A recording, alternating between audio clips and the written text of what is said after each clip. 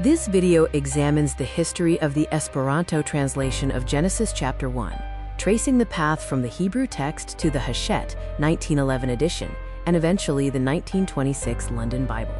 A central question arises: how does Esperanto handle specific Hebrew linguistic features? This video explores that translation is far more than just a mechanical substitution of words. We look at two distinct paths: the translation process from the Hebrew text to Esperanto, and the transmission history of that text between 1911 and 1926. This scene illustrates the publishing journey of the work, from Zamenhof's manuscript to La Revue, Ashetta, and finally the 1911 edition. This is a history of publication, not text genealogy.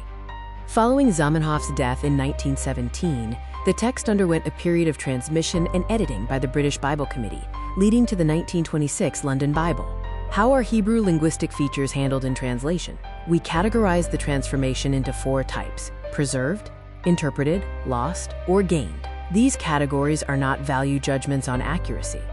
To analyze this, we use two classification axes: the level of evidence for our claim and the type of translation transformation applied to the source language feature. Consider the Hebrew verb bārāṟ. In the 1911 edition, it is translated as Christ. This is a case where the basic meaning and predication are preserved, even if some morphological details are lost. Next, examine ruah. Zamenhof translates it as spirito. This demonstrates an interpretive choice, narrowing a broad semantic field to one contextually appropriate meaning.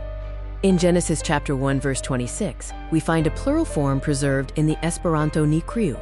While the grammar is preserved, identifying exactly who ni refers to remains an interpretive question. Looking at the two creation accounts, Esperanto creates a lexical bridge between different Hebrew pairs through the viro and virino system, achieving intertextual coherence. Ultimately, Zamenhof does not translate just words, he translates relationships. Esperanto's structure itself becomes a powerful instrument for recreating those textual connections.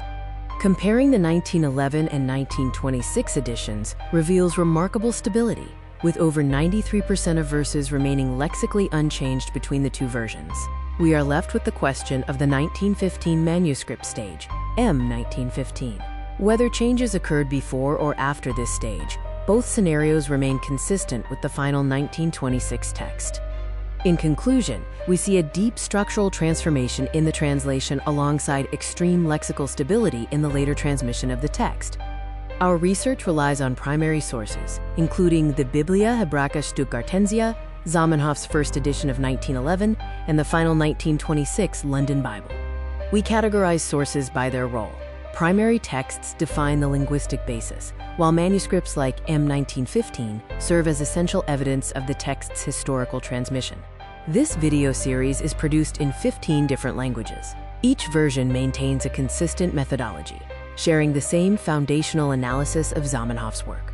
To explore the full study in detail, you can access the complete academic article online through the link or QR code provided on this slide. Thank you for joining this exploration of Zamenhof's Genesis. We hope this analysis clarifies the complex relationship between translation and textual history.